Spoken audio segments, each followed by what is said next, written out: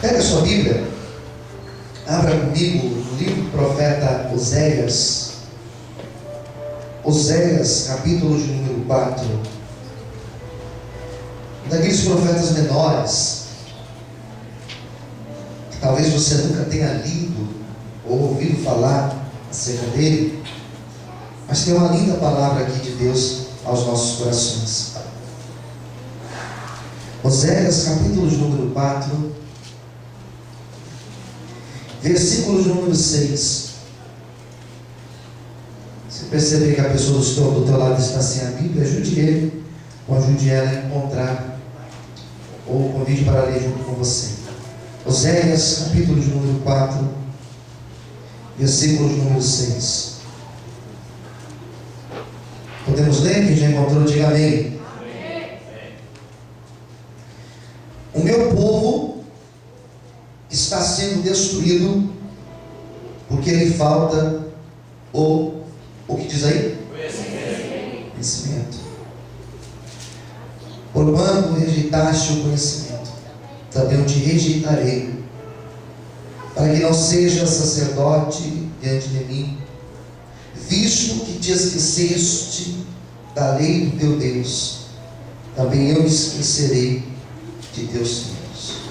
Nós vamos ler mais uma vez, só a primeira parte, tá? Primeira frase diz assim: o meu povo está sendo destruído porque lhe falta o conhecimento. Vamos repetir? O meu povo está sendo destruído porque lhe falta o conhecimento. Mais uma vez. O meu povo está sendo destruído porque lhe falta o conhecimento. Todos digam amém. Esta palavra de Oséias, eu acho que ela nunca foi tão atual como hoje. Como a falta de conhecimento destrói o ser humano. Como a falta de entendimento das coisas, a falta de um esclarecimento é prejudicial para destruir alguém ou uma nação. Nós sofremos isso. Nós somos de uma nação onde, infelizmente, os professores, que são aqueles que multiplicam o conhecimento, são pouco valorizados, ou nem um pouco valorizados. Somos de uma sociedade onde se paga mal aos professores, onde o ensino nas escolas é um ensino de péssima qualidade. E recordo que quando eu ainda fazia a faculdade de filosofia, eu tive que fazer alguns estágios. Eu lembro que eu fui em uma escola pública, e fazia anos que eu entrava numa escola pública, desde quando eu estudava, né? Eu entrei na escola e estava ali assistindo a aula junto com o professor, sendo estagiário dele. Teve um dia que acabou a aula, eu fui falar com ele. Falei: professor, como funciona isso? Não estou entendendo. É assim. Ele falou: é assim.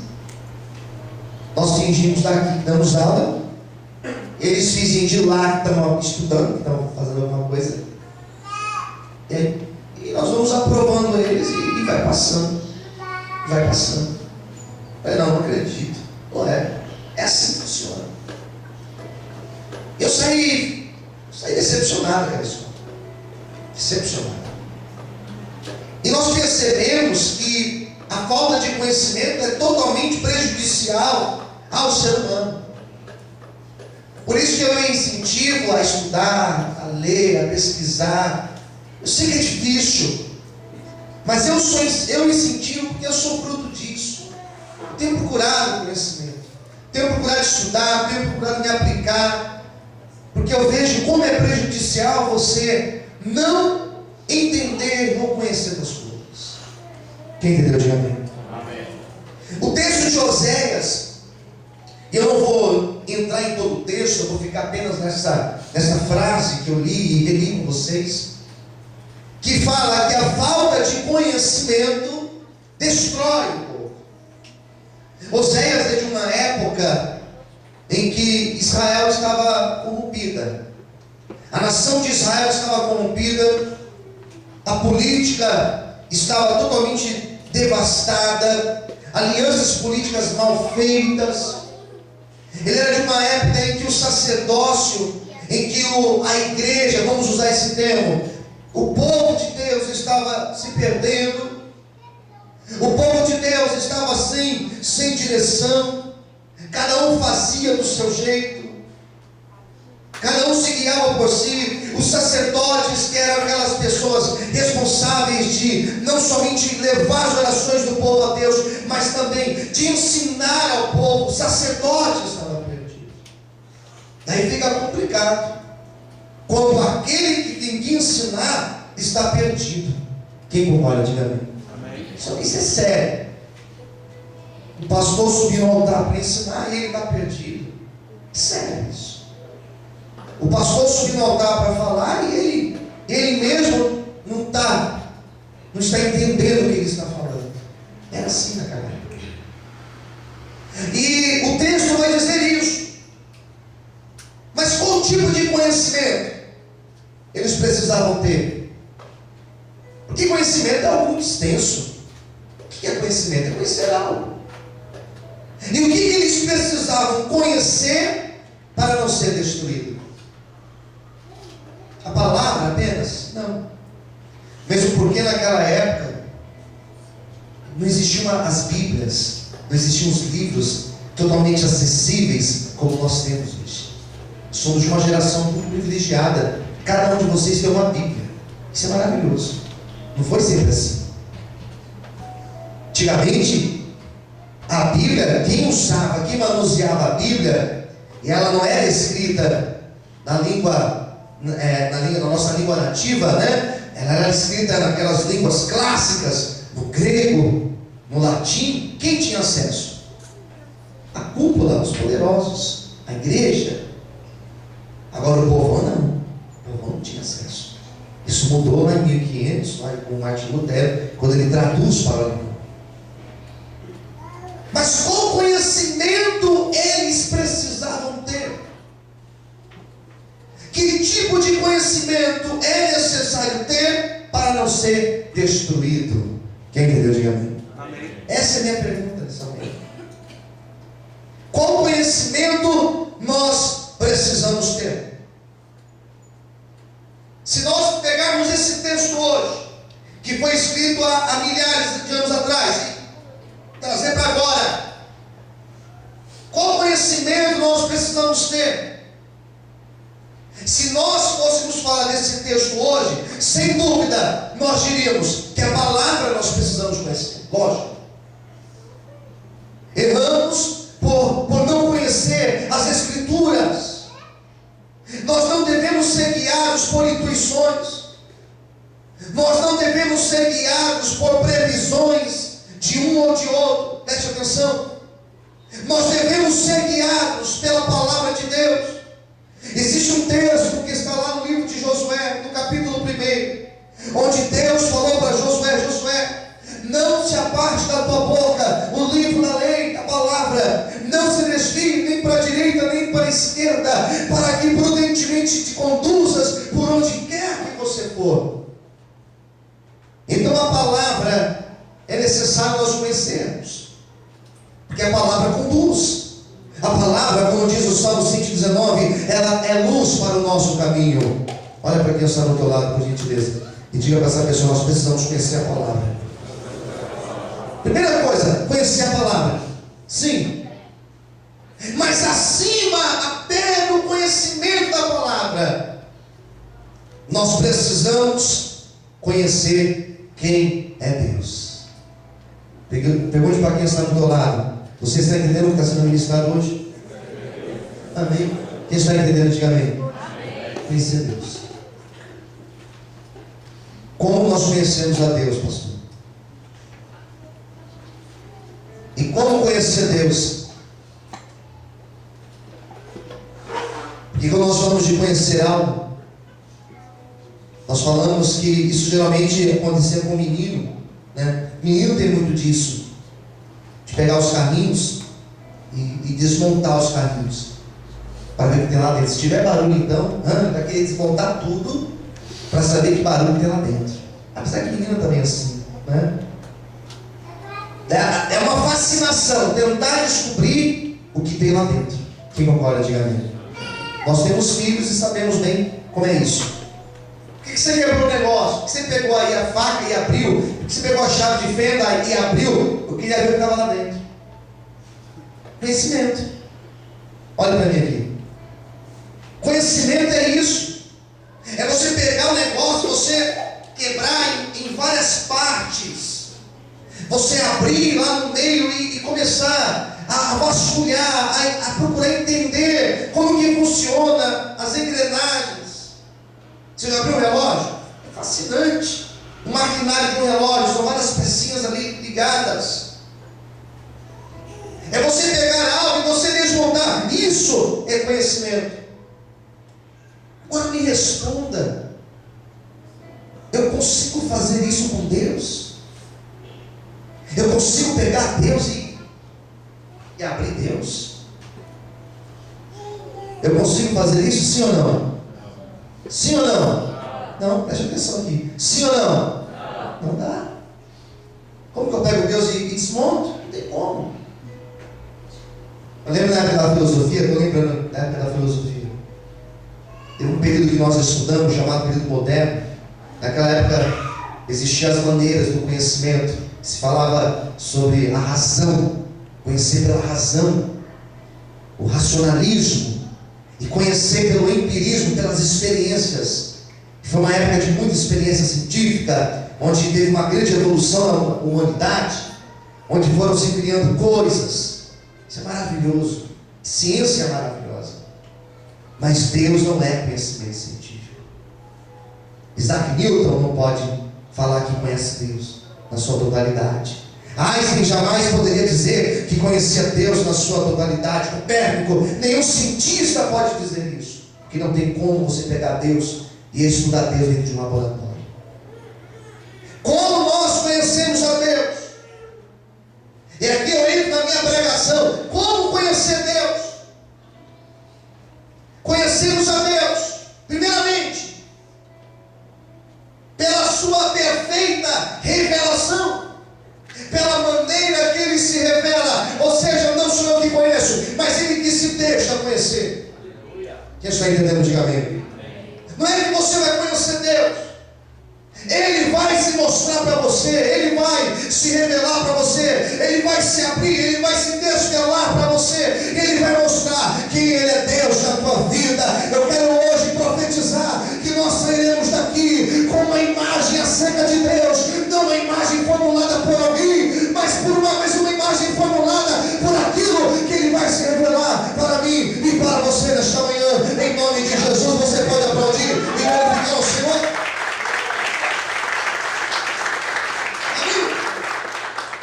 Olha para quem está do outro lado e diga: Deus vai se revelar para você. Em todo o decorrer da história, da primeira página da Bíblia até aquela última página, Deus ele foi se revelando, e até hoje Ele continua se revelando. Desde lá do começo, desde lá do Gênesis, desde lá da criação, a perfeição da criação, desde lá na história de Abraão, se mostrando ser um Deus que faz aliança, e Ele não volta atrás na sua aliança, ainda que nós sejamos infiéis a Ele. Desde Isaac, desde Jacó, todo o decorrer da história, nós percebemos que Deus ele foi se revelando ao povo. Lá no deserto, enquanto o povo passa aqueles 40 anos no deserto, Deus foi se revelando àquele povo como provisão, como resposta, como um Deus que supre. Em toda a história bíblica, Ele foi se revelando. Talvez nessa manhã você entrou aqui precisando de um milagre na tua vida, de uma resposta, talvez precisando de uma intervenção de Deus. Feche os teus olhos, curva a sua cabeça nesse momento. Eu não sei qual é a resposta que hoje você entrou aqui precisando. Eu não sei qual é o sinal que você precisa. Eu não sei qual é o sinal que você precisa, qual é o milagre que você precisa. Mas eu quero nesta manhã declarar, levante a sua mão para o céu em nome de Jesus, com seus olhos fechados. Eu quero nesta manhã profetizar que Deus irá se manifestar na tua vida, que Deus irá se revelar para você, que Deus irá se mostrar ser Deus contigo. Eu quero hoje profetizar que a resposta do Senhor, ela virá sobre a tua vida e será a revelação perfeita de Deus para você hoje. Quantos podem glorificar e aplaudir a Jesus bem forte, aleluia.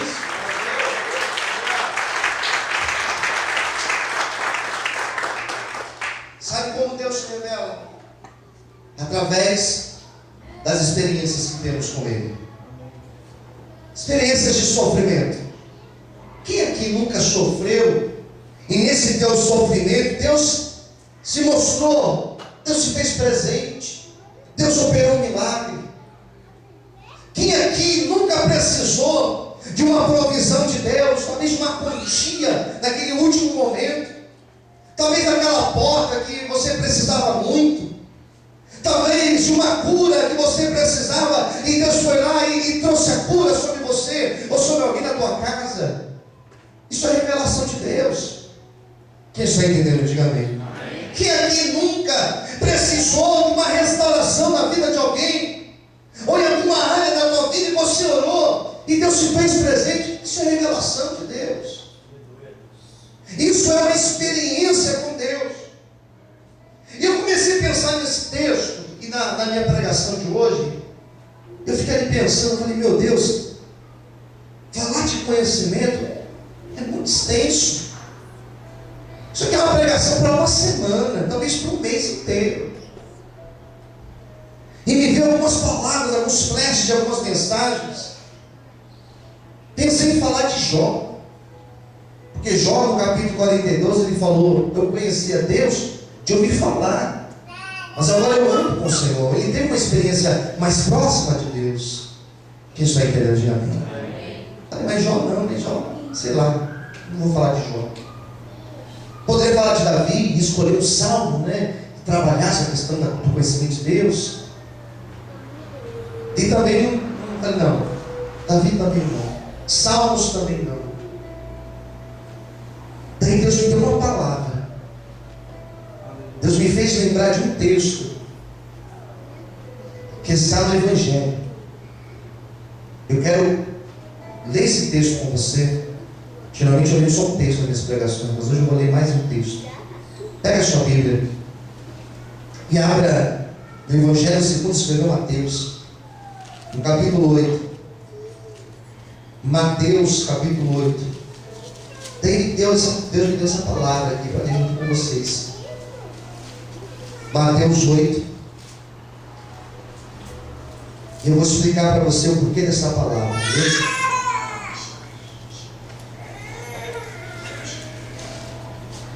Mateus 8, versículo 23 a seguir. Posso ler para a gente ganhar tempo? Quem já encontrou, diga amém. Ó, falando em experiência, conhecimento de Deus, olha o que diz aqui. Entrando ele no barco, isso aqui está se referindo a Jesus. Seus discípulos o seguiram. Eis que se levantou no mar uma tão grande tempestade que o barco era coberto pelas ondas. Ele, porém, estava, que diz aí? Dormindo. Os discípulos, aproximando-se, o despertaram, dizendo: salva-nos, Senhor, porque estamos perecendo. E ele respondeu: por que temeis, homens de pequena fé? Então, levantando-se, repreendeu os ventos e o mar, e seguiu-se grande bonança. E aqueles homens se maravilharam, dizendo: que homem é este, que até os ventos e o mar lhe obedecem? Que homem é esse, que até os ventos e o mar lhe obedecem? Eu estava pensando nesse texto, e aqui eu vou encerrar minha mensagem de hoje. Estava pensando nesse texto. E esse texto foi essa aqui foi a primeira experiência que os discípulos tiveram com Jesus. É fácil você ouvir testemunho de outros e você não ter passado por um testemunho.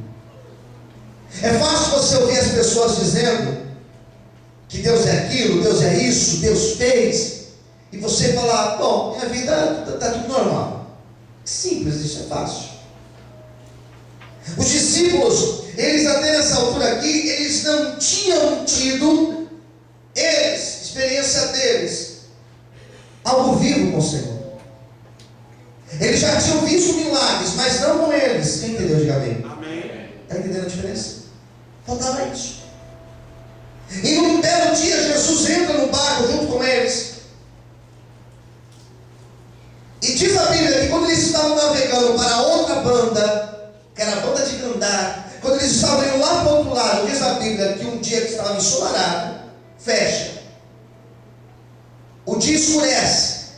E uma grande tempestade levanta. E quando aquela tempestade levanta, Jesus estava deitado, e o texto é claro em dizer que ele estava como? Estava dormindo, não estava fingindo. Não estava ali deitado com o olho aberto. Ele estava dormindo. Dormindo. E aquele dormindo de você apagar.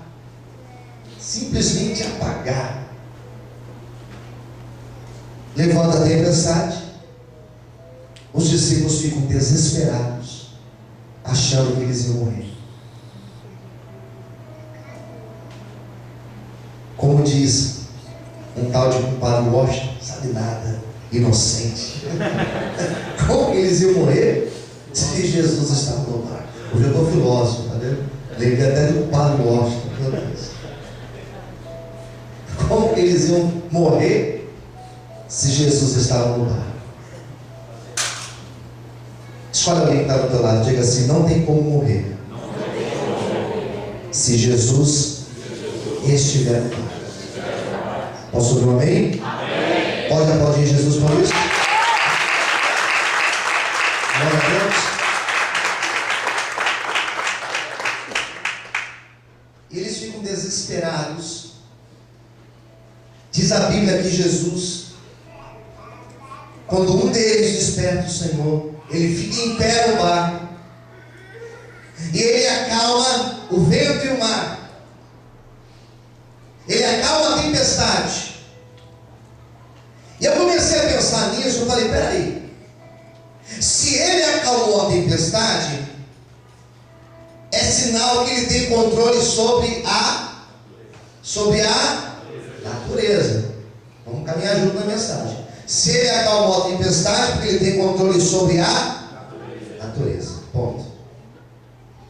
Se o dia estava ensolarado e de repente levantou uma tempestade, ele estava no controle da natureza. Então peraí, penso eu que ele estava ali e ele permitiu que a tempestade se levantasse contra aquele barquinho dos discípulos.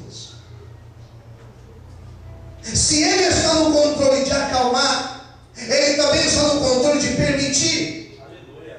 Se ele acalma, ele permite. Quem entendeu? Diga amém. E se ele permite, ele sabe até onde o barco pode balançar, o barco pode encher de água, ele sabe até onde o barco não irá afundar. Deixa eu falar uma coisa de Deus para você nesta manhã. Ele permitiu tempestade e ele acalma a tempestade no momento que ele quiser, mas o barco não afunda. Se ele estiver dentro desse barco, quantos podem glorificar e exaltar a esse Jesus? Mais aplausos, aleluia! Você consegue dar uma hora aos coisas? Amém? Outra coisa, ele estava dormindo. Ele estava dormindo ao ponto dos discípulos acharem que ele morreria dormindo. Que sono é esse? Para os discípulos acreditarem que ele morreria dormindo. E eu começo a entender que tem momentos na nossa vida que nós temos a impressão que Deus está dormindo, ou que Ele não está nos vendo. Quem entendeu de amém? Pastor, não é que Deus está dormindo, é que tem é que eu acredito que Ele não está me vendo. Eu devo ser muito ruim para Deus não estar me vendo. Não é que Deus está dormindo. Sabe, quem dirige aqui sabe. Tem uma parte do retrovisor, né, Dudu, que a gente não enxerga quem está. É uma parte, como se diz lá? Ponto cego. Então, eu ando de moto, pelo amor de Deus, gente, toma cuidado desse ponto cego. Eu vou falar para o seu horário de moto, parte da manhã, tá? Toma cuidado. Ponto cego, não é que o motorista está dormindo, às vezes está, né? Mas ele não está vendo, porque é um ponto cego. Às vezes nós temos a impressão, não é que Deus está dormindo, é que eu estou num ponto cego de Deus, não é possível. Porque Deus abençoou ela, ele ali. Mas eu, acho que é a minha vez, ele pulou. Acho que é a minha vez, ele esqueceu de mim. E os discípulos falam assim: peraí, alguma coisa está errada. Porque ele acabou de curar um paralítico, acabou de curar um leproso, acabou de curar um cego, acabou de curar um não sei quem. Só que nós estamos clamando a ele, ele não está ouvindo. Nós devemos estar num ponto cego dele, não é possível. E aí que eles se enganaram, porque foi aí que Jesus ficou em pé, acalmou o vento, acalmou o mar, e veio uma grande bonança sobre aquele barquinho. O que eu quero dizer para você nesta manhã é que Ele está te vendo, você não está em ponto cego nenhum de Deus, Ele está te contemplando. Eu não sei qual é a tua necessidade, e hoje Ele está ficando de pé no teu barco para te dar a vitória que você precisa. Bate palma, glorifique, exalte o nome do Senhor. Aleluia. Posso ouvir um amém? Sabe como eles desceram daquele barco? Eles desceram diferente. Por que eles desceram diferente daquele barco?